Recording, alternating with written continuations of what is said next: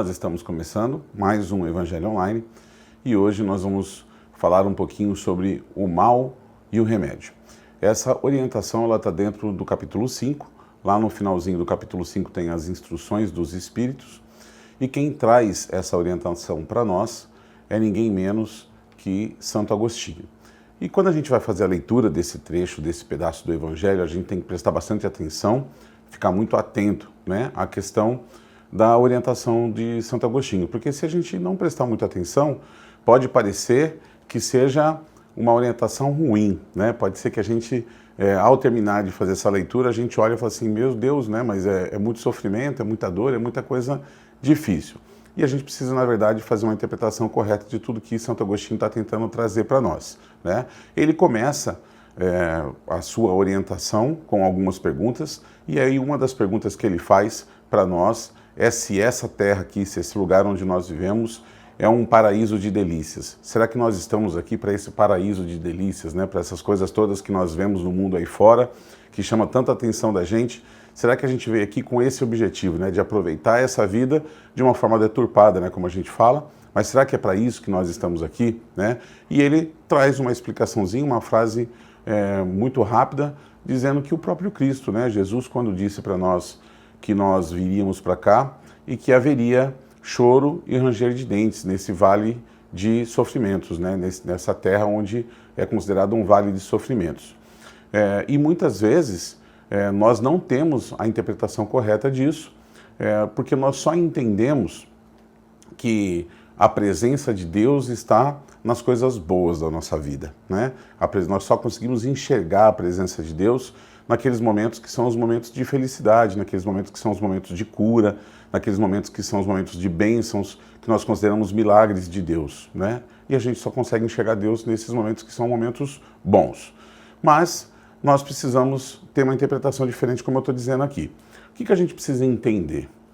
Nessa lição, Santo Agostinho vem apresentar para nós, vem, na verdade, nos colocar na condição como se nós fôssemos crianças, né? Sabe aquela criança doente, aquela criança que está com uma garganta inflamada, aquela criança que está com resfriado, ou que está com alguma doença, alguma coisa que está atrapalhando bastante ela, né? E a gente, por cuidar, por amar, por querer bem, a gente como pai, como responsável, né, como vô, como vó, enfim, na posição que você tiver, né, como tio, como tia, enfim. Quando a gente ama, a gente cuida, a gente zela, né? E a gente muitas vezes faz tomar aquele remedinho amargo. Hoje já tem um monte de remedinho doce, né? Remedinho com gosto de moranguinho, remedinho com gosto de melancia, remedinho com gostinhos bons, né? Mas quem é da minha época sabe que remédio, para ser bom, tinha que ser amargo, né? Remédio amargo é remédio que curava, né? A gente tem uma frase que diz assim, se está ardendo é porque está curando, né? Então, quando nós somos crianças, e crianças espirituais que nós somos, muitas vezes nós enxergamos no remédio amargo, alguma coisa ruim. E remédio não é coisa ruim. Remédio é coisa boa. Remédio vem para nos ajudar, vem para nos curar, vem para transformar aquela nossa condição, aquela nossa situação. Mas, como crianças, nós somos birrentos, nós choramos, nós fazemos birra, nós não queremos tomar o remédio. Nós só queremos as partes que são as partes boas, né, da nossa vida. Quando, eventualmente, se apresenta um remédio amargo para a gente tomar, a gente reluta muito quanto a isso. Gente, nós acreditamos que nós sabemos das coisas e que nós consideramos aquilo que é bom e aquilo que é ruim para nós, como se nós realmente soubéssemos todas as coisas que são boas e ruins, né? De novo, no exercício da criança, muitas vezes a criança quer fazer coisas que ela não pode, e os pais e as pessoas que são responsáveis precisam cuidar dessa criança. Só que nós, na nossa grandiosidade, nós nos colocamos na posição, inclusive, de julgar Deus, né? Então, a que ponto chegamos, não é mesmo? Né? Julgando Deus e avaliando as decisões de Deus em nossas vidas. Nós estudamos tanto para essa vida eterna, nós nos dedicamos nessa reforma íntima, nós queremos trabalhar, queremos ser merecedores dessa vida eterna, né? No entanto, ninguém quer a vida eterna, ninguém quer ir para lá. É o que eu digo sempre assim, todo mundo quer ir para o céu, mas ninguém quer morrer. Todo mundo quer passar a ser merecedor de uma coisa boa, que é ir para o céu, mas não quer morrer, não quer passar pela coisa difícil. E nós precisamos ter um entendimento diferente dessas coisas, né? O Santo Agostinho, ele nos questiona, ele nos avalia assim e fala assim: até quando nós vamos continuar mantendo essa visão estreita desse horizonte que a morte do corpo físico apresenta para nós? Até quando nós vamos continuar limitados, olhando para isso como se fosse um limite, uma barreira intransponível? Que nós precisamos nos projetar para essa vida eterna, nós precisamos nos colocar na posição de espíritos eternos que somos. Precisamos olhar para as coisas que são aqui como coisas transitórias, como as coisas momentâneas, né? Essas coisas aqui todas elas vão passar e logo depois que elas passarem, nós teremos um resultado esplendoroso, maravilhoso. Só que nós só conseguimos passar por tudo isso dessa forma como o Evangelho nos propõe, se nós efetivamente conseguimos vencer essa barreira de sempre olhar a morte como sendo o horizonte final das nossas existências, né? Somos espíritos eternos, nós vamos continuar, já existíamos antes dessa vida e continuaremos depois dessa vida. Então, Santo Agostinho chama a atenção para nós, ele diz assim: quando enfim vossas almas vão se projetar além desses limites, né? Que a gente passe efetivamente a enxergar a nossa vida aqui como uma experiência, como uma transição, como um momento breve em nossa grande existência. E mais do que isso, ele traz um trechinho que eu vou fazer a leitura aqui para vocês entenderem. Ele diz assim, ó: vós que pedistes para sofrer de alma e de corpo contra o mal moral e físico, sabíeis que quanto mais forte fosse a vossa prova, mais gloriosa seria a vitória, e que se saísseis triunfantes, mesmo que vossa carne fosse lançada sobre um monturo, na ocasião da morte, ela deixaria escapar uma alma esplandecente de alvura, purificada pelo batismo da expiação e do sofrimento. Olha o que ele está dizendo para nós.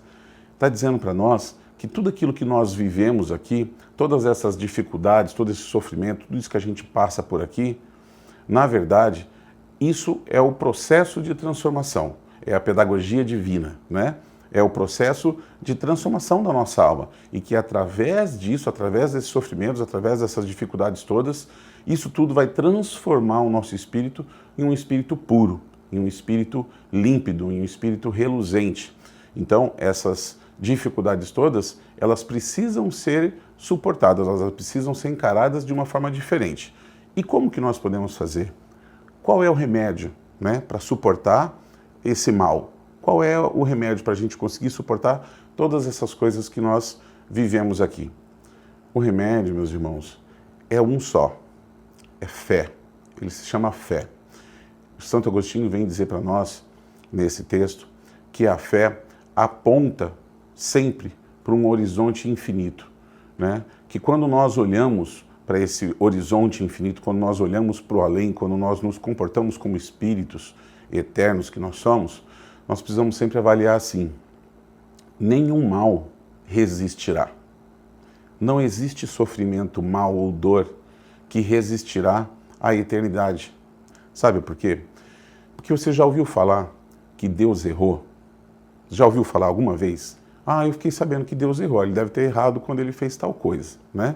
A gente não sabe de nenhum caso que Deus tenha errado, porque ele é perfeito, ele não erra, né? E você acha que ele errou em você? Você acha que ele errou comigo? Você acha que ele errou com algum de nós? Não errou, ele é perfeito, ele nos fez para que todos nós sejamos luz um dia. E nós teremos que passar por esse processo de transformação, que é o remédio amargo, né? Para que um dia a gente se transforme em luz, para que um dia a gente seja luz. E é inevitável, a gente não tem como lutar contra isso. Porque se nós lutarmos contra isso e nós vencermos, Deus não é Deus, ele teria errado comigo, eu teria errado contigo. Então, o entendimento que nós temos que ter é que tudo isso é necessário para esse processo de transformação, que nos fará reluzentes, que nos fará espíritos puros, né? Então, aquele que crê, meus irmãos, ele se fortalece imediatamente com um remédio chamado fé. E aquele que duvida da fé, aquele que não acredita na eficácia dessa fé, ele é punido automaticamente. O Evangelho traz isso para nós, ele é punido automaticamente. Por quê?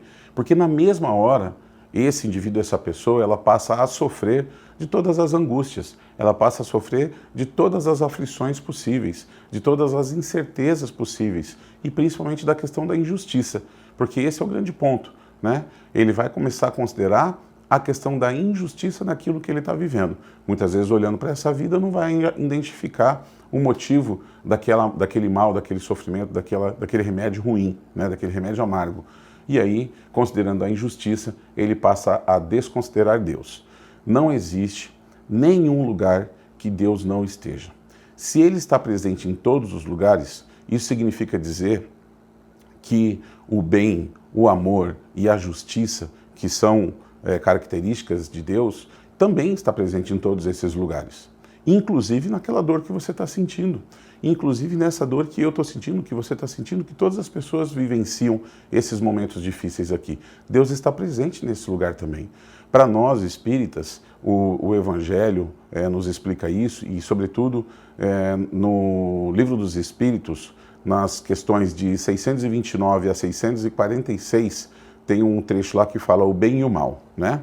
E aí nesse trecho ele vem explicar para nós que o mal não existe. Mas, Ricardo, como que o mal não existe? Eu olho para fora e vejo esse monte de coisa errada, como é que o mal não existe? E aí alguns podem falar assim, não, mas a interpretação é a seguinte, não é que o mal não exista, o mal é a ausência do bem.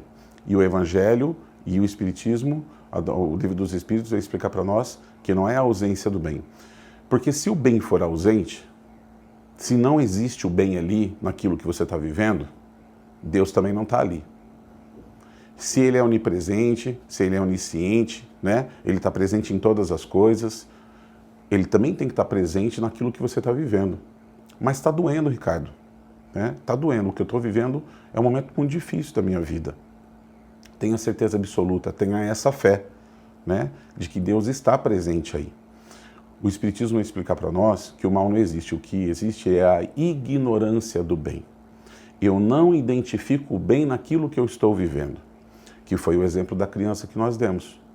Como nós ainda estamos num processo muito gradual de evolução, num processo muito inicial da nossa evolução, nós não conseguimos enxergar o bem em uma coisa difícil que a gente está vivendo.